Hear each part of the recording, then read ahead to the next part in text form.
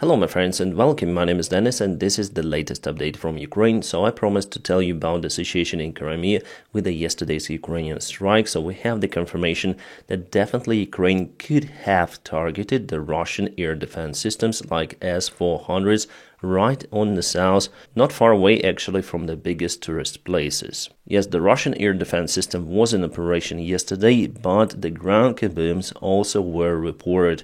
Also, lots of the fire in the place. The satellite fire detection service confirmed the fire in one of the Russian military bases in Crimea. There were two major spots of the fire, and according to the information coming from the local Crimean chats, definitely there were kabooms with secondary kabooms, which means that probably ammunition depot or maybe the Russian air defense systems were hurt out there. But again, we should wait for detailed satellite images to confirm that information. This video is reported as an ATACMS launch on Crimea. Maybe after all those are the standard GMLRS Ukrainian missiles, or maybe even ATACMS, who knows. Well, Russia reported that they've shut down everything, but it's not true.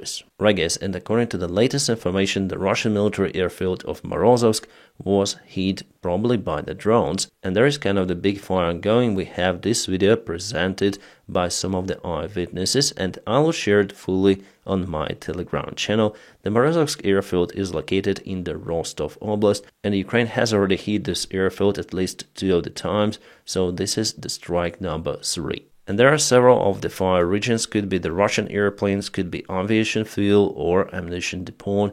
Should wait for the confirmation from the satellite images, but definitely we already see that the strike was successful. So I analyzed the video and it looks like the ammunition depot or something like that, or maybe the ammunition mounted on the airplanes.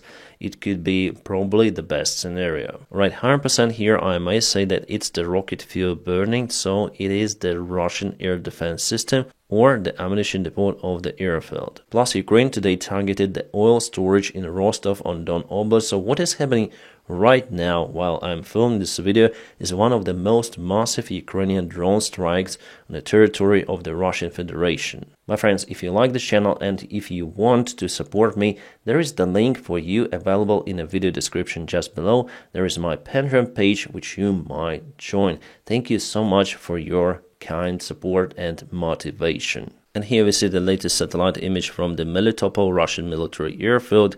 Yes, it's on occupied territory of Ukraine. As you see, definitely something was burning out there. Ukraine reported about the strike around 10 days ago, but what particularly was hit out there is yet unknown, as sources reported also the air defense systems, but we don't have the real evidence of that. But what we know that Ukraine successfully disabled one of the main Russian substations in Krasnodar Oblast. This one was able to handle the energy of 500 kilowatts. So yesterday Ukrainian drones hit a very critical part of the equipment of this substation. It's very hard actually for Russia to replace the equipment because Russia is unable to produce the Soviet-made parts because they lost that technology. And after the Soviet Union collapsed, they reformed their energy sector and they start to buy the spare parts from our Western allies, most of all from Germany. But now it's very hard for Russia to obtain those parts. In its turn, it simplifies the task for Ukraine to damage the critical Russian energy infrastructure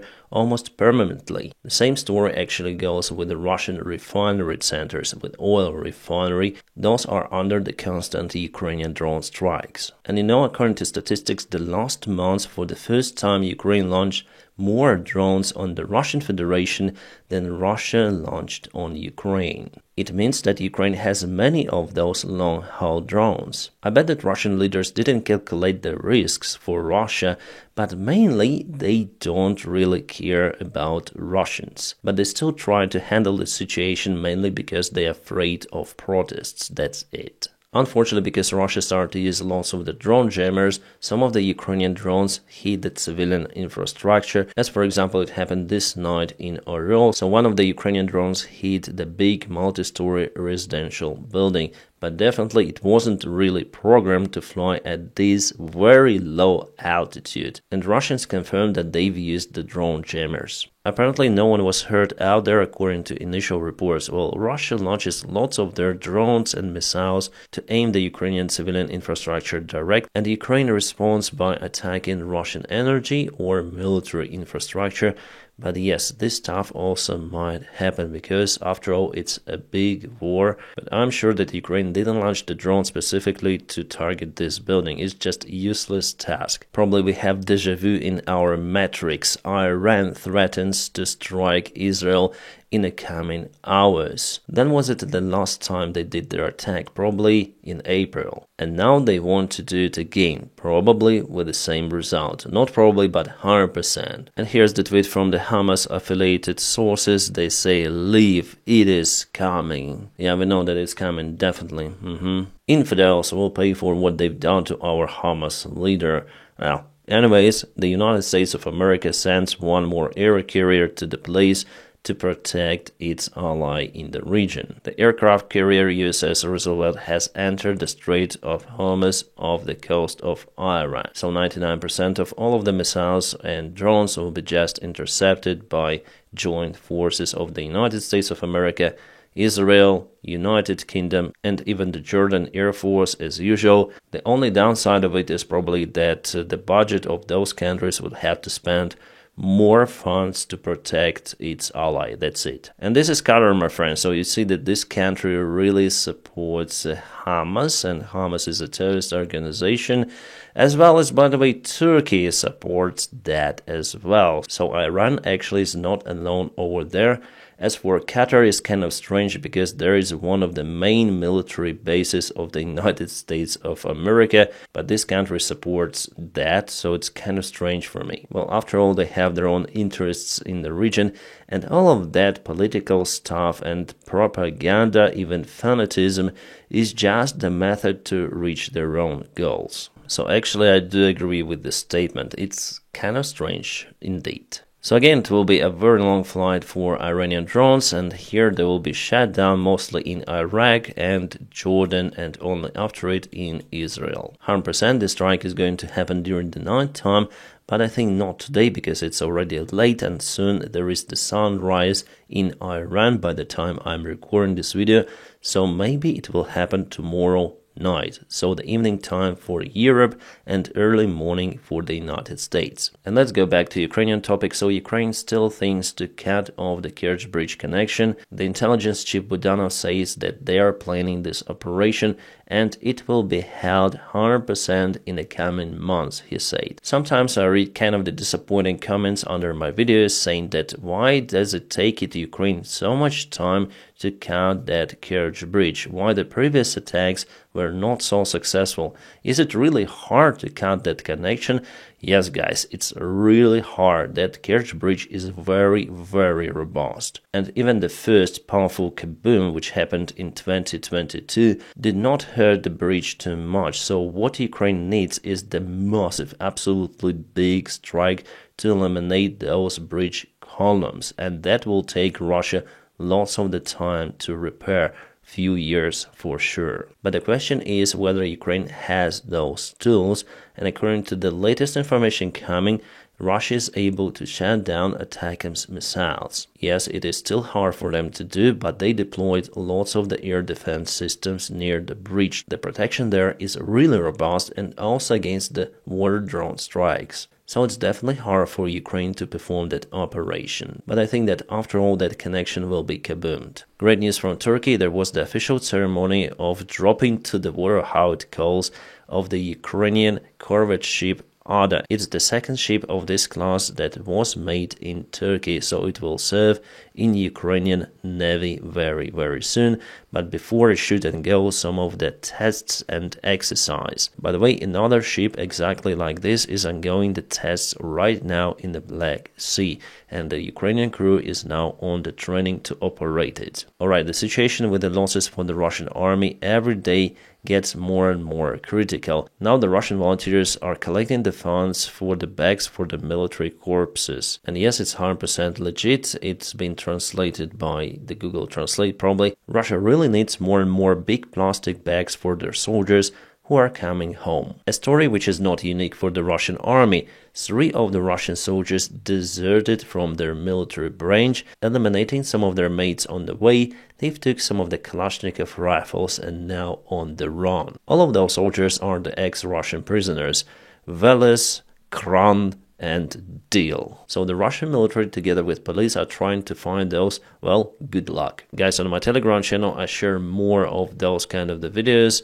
filmed also by the Russian side, and here they filmed the remains of their stupid mid-wave attacks which happened before. And there are numerous of the complaints of the Russian soldiers that they are forced to fight after they obtain wounds on a battlefield. For example, this soldier says that he's in a hospital, his legs are hurt, he has shrapnel, he requires surgery, but instead Russia sent him back to the front lines. And he states that the Russian military command together with the president doesn't really care on their soldiers. 100% truth, and sometimes we heard from the Russian soldiers, but for them personally it's already too late. By the way, the Russian paratroopers celebrate their day, the day of the VDV. So what should they pick up for their poster? Yeah, obviously the flag, the Apache helicopter, and the Ukrainian paratroop soldier. Yes, indeed, Ukrainian. Oops, definitely something went wrong. And Russia is definitely in lack of the army men. They can script even their sailors from their only air carrier Admiral Kuznetsov, which is now on a long-term maintenance. Maybe that's why they need sailors for that particular ship. So one of the sailors, his name is Sosedov Oleg Igorovich, went to fight in Ukraine. He was sent to fight in Ukraine, and somehow the contact with him was lost in Kharkiv direction. Here his mother writes about the stuff, and she has been reported that according to the rumors, her son is 200 means bagged. But still there is no official information coming from the Russian command. Maybe they just don't want to pay for a new Lada for his mother. About the delivery of the F-16s, the Antonov Airlines delivered the airplanes probably to one of the places in Europe. After it, they're assembled over there and fly to Ukraine, because it's impossible to fly quite a long distance on F-16. The fighter jets do not build for the long-haul flights, and it's better to keep the resource of the jet engine of the airplane and the airplane itself. So the F-16s are usually disassembled, and here you can see the fuselage of that fighter jet. Here it's just covered with this white stripe, that's why it's white, and later on it gets assembled somewhere in Europe. Right guys, so let's review the front lines for today. Russia moved a little in Zalizna. They even used their armored vehicles, which were totally kaboomed,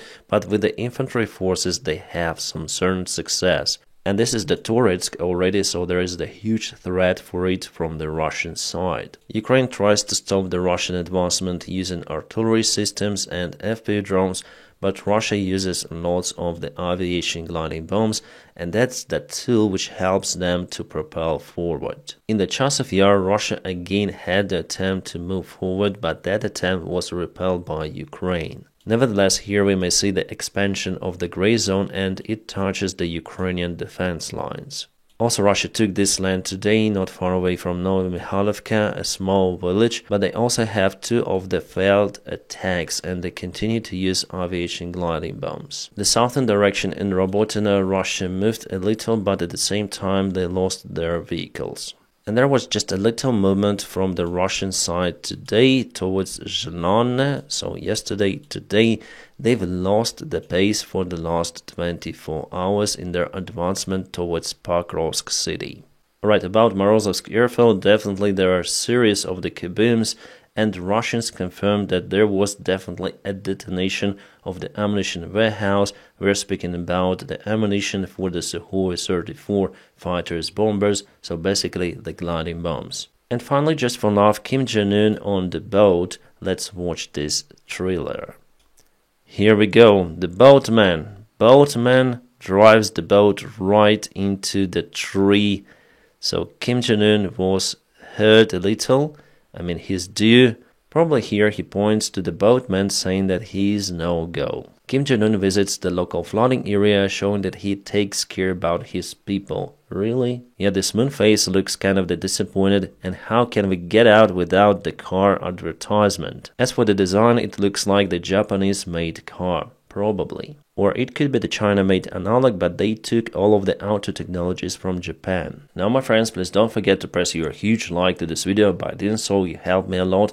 As usual, I wish you all a peaceful sky wherever you are, and have a great time.